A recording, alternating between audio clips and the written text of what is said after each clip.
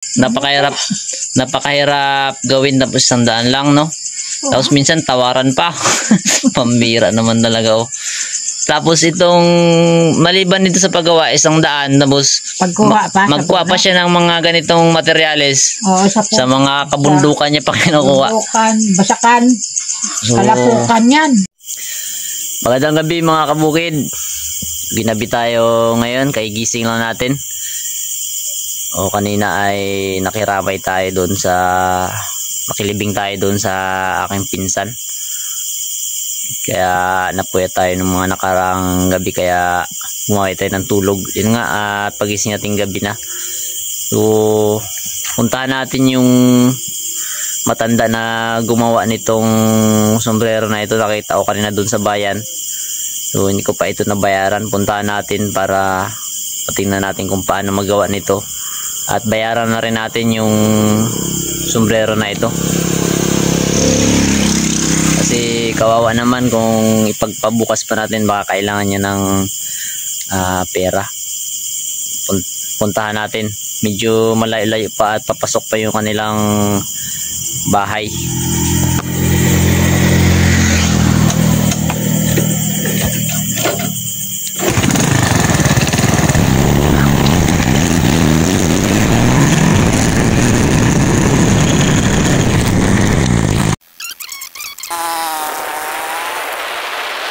Medyo papasok pa yung bahay na matanda, medyo maputik doon.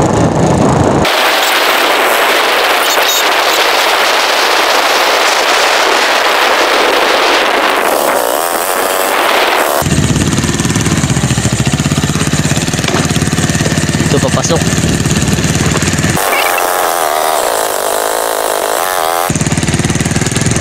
Makita yung mukha natin. Hindi magana yung flash ng harap ng kamera.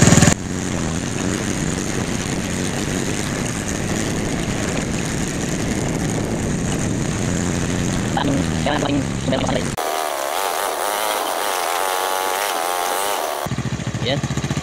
Medyo bira na yung bahay dito.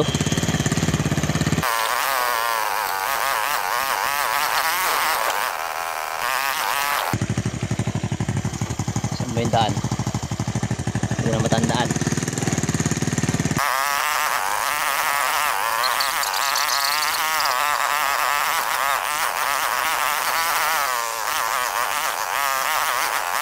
Hirap ng daan, paputik.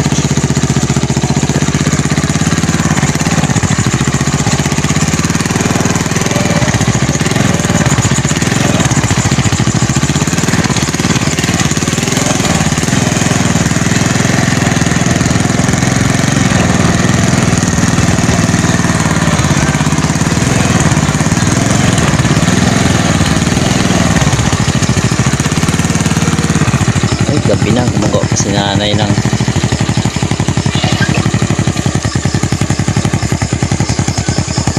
ito yung bahay ni nanay, oh.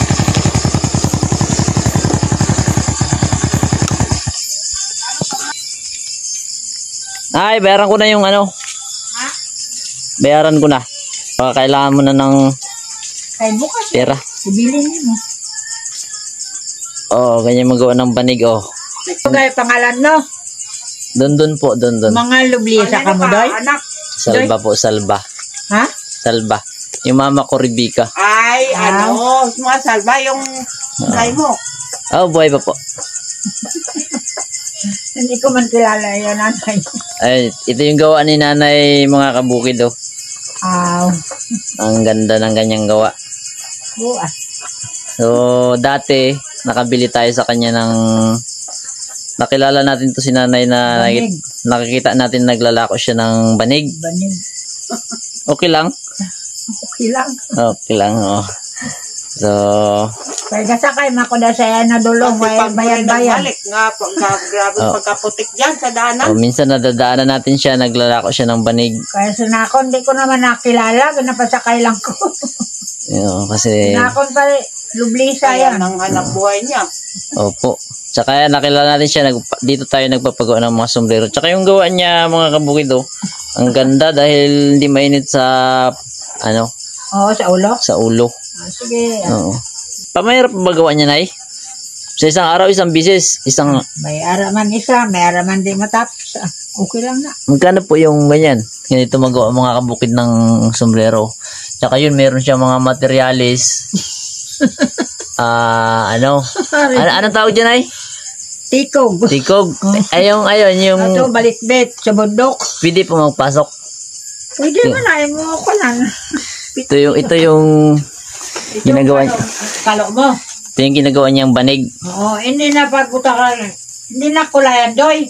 Wag na po, mahirapan ka pa pangkulay. Ano pong pinapangkulay dito? Ano pong pinapangkulay? Binili doon sa bayan eh. Food coloring? Oo. Ito ay yung ano. Mag-isa lang po kayo dito, Nay. Hindi na kulayan, ka malaki, di ba? Apo, hindi na. Kahit na din. Importante ay hindi tayo mainitan. Kasi na kung mga lulisan na, kaya ang iyalulan dyan na patay. Pulot mo. So, ito po yung ginagawa ni Nanay niya sa akin Sino sa... ito pangalan, Doy?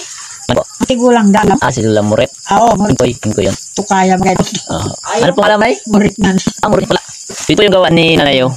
Bago niya po yung uso, tumatagal yung isang araw. Isang araw yan. Tapos ang binta po ni Nanay, 100. So isang araw kikita siya ng 100. So ganito kahirap gawin, no, mga kabukid kit nyo. So bibili na lang natin, gawin na lang natin 200 para kawawa rin Nanay. Kaya so sana akong pagtapon ko sa gabi. ay hindi po, mahirap gawin eh. Dapat sila yung maawa sa inyo. So kanina po nakita natin siya doon, yung nagbili po tayo Wala ko makanina banig. nagbibili po siya ng banig. So yung banig niya, magkano yung banig mo kanina, Nay? 100 ng dangkal. Bali, ano po? Bali, Anim ka dangkal. yung banig niya po kanina, naawa ko dahil 600 yung binta niya. Oo, 600. So, Diba dito ka sa akin? Tinatawaran ng babae ng 500. Ano po? Nay? Wala tayo matawari. So, po, kaya sabi ko doon sa babae, ano, huwag mo natawaran, mahirap magawa niyan. Tapos, ano, yung nakinabang ka na makakatulong ka pa dito kay Nanay. Dito man na siya. Doon ako kanina eh. Naawa ako dahil gusto tawaran ng 500 yung ano, 600. May pira man to. May pira man to sila doon. Kaya may kaganda sakya. Nakas 4 wheels. Hindi natin alam kung saan. So, yung lesson lang po natin doon, mga kaibigan, mga kabukid. Kapag nagbibili po tayo sa mga ganitong tao, mahirap po yung magpagawa. Huwag na po tayo magtawad. Dapat nga dagdagan pa natin, di ba? Para matuwa din. Para makatulong pa tayo doon sa matanda naggagawa. Kaluoy mas yung matanda da sa inyo kaya mo rin. Yung bahay ni Nanay. Ito yung kaibigan niya. Buti may kausap ka, Nay. Nay, ano pangalan mo, Nay? Ang pangalan mo po? Clarita. Magdanahe kami siya na kaya manghod ko ang asawa. Okay. Ano na? Ito yung bahay ni Nanay. Pero lahat ng mga biyuda. May alaga rin siyang manok. So yung front cam natin, hindi natin magyan ng plus. Tiis niya lang po yung ano. Ginay kasi dinatid ko lang tong bayad ng aking order sa'yo na sombrero dahil kailangan mo ng pera. So, ganyan na tong, di ba dapat kung ibinta mo yan. Ibinta mo lang na 100 dahil para mabinta agad. So, hindi na, gawin ko na lang 200. Iba na lang to 150. Opo. Ay, daan na lang yun. Hindi. Mayroon ka na 200. Gawin natin to. Tapos sa sunod, magpagawa pa ako sa iyo ulit ng ano. Sunod na lang. Ng yung malaki yung medyo malaki. Oo, malaki. Oo. Ito yung ginawa niya sa atin, no. Tayo. Napakaliliit pala niyan at napakahirap ay gawin, tapos tatawaran pa natin, di ba? Napakahirap ng ano. So, si Nanay ay mag-isa na lang dito sa kanilang bahay dahil isa man din. yung kanyang mga mahal sa buhay, mga anak ay may mga pamilya na rin. May pamilya na. Oo, so isa, pangalan niya sa Port Barton. Mga apo niya sa Maynila. So, God bless po sa ating lahat, mga bukid. Ayan, paki-share po ng ating, paki-like and share po ng ating video para malaking tulong na yan sa aking bago pa lang nagsimula mag-vlog. Malaking tulong na yan at malaking rason na yan para magpatuloy tayo sa ating mga ginagawa.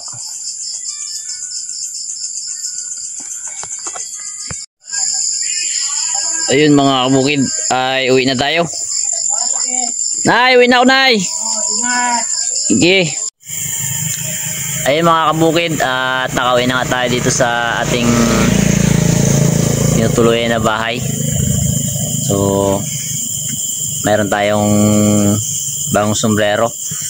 Malaking pakinabang na yan sa ating paggawa doon sa bukid na napakainit. So, grabe po, ano po. Itong binta ni nanay dito ay 100 lang. So, sabi niya sa akin, maghapon niya raw ito ginagawa. So, pag ganun yung nagbibinta sa atin ay dapat ay wag na tayo magtawad. Lalo pat ganito yung kanyang ginagawa ay napakahirap po gawin. O imagine po natin kinukuha niya po yung mga materialis nito, hinahanap niya sa mga bundok o kung saan saan, tapos gagawin niya pa isang araw. So, ano, namiss natin yung namiss ko yung lula ko doon sa matanda na yan. Ganun din yung lula ko, yung nasa picture ng nasa profile pic ko. So, ganun din yung lula ko, masipag. So, medyo malungkot tayo kasi gusto naman nating tulungan yung matanda na yon. Mga ganong klaseng mga tao ay hindi ganong kalaki yung nabigay natin dahil hindi rin tayo ganong kaangat sa buhay. So, baka sunod na mga araw, panahon, sa awa ng Panginoon ay makabalik tayo doon. So, sa mga gusto magpagawa ng ganitong klaseng sombrero, ang ganda oh. So, pwede nyo itong panggamit kung kayo mga farmer o kaya mainit yung mga trabaho nyo, ay makakatulong ito sa inyo. Kaya mayroon kayong souvenir shop, pwede nyo itong pangbinta. Mahal na ito sa mga souvenir shop. So, pwede niya pang lagyan niya ng mga kulay-kulay, mga design. So, dito tayo sa location natin, San Vicente, Palawan. At kung gusto nyo paggawa nito ay mag-comment lang kayo dyan o kaya kontakin nyo ako. At huwag na sana nating baratin pa si nanay. Bigyan natin ng magandang laban. Kahit 200 ay hindi na tayo lugi dito. No? Napakaganda ng kanyang paggawa para makatulong na tayo, nakinabang pa tayo. So, God bless sa ating lahat mga kabukid. So, paki-like tsaka paki-share yung ating video ito. Malaking bagay na yan, malaking rason na yan para magpatuloy tayo sa ating mga ginagawa sa buhay. God bless sa ating lahat.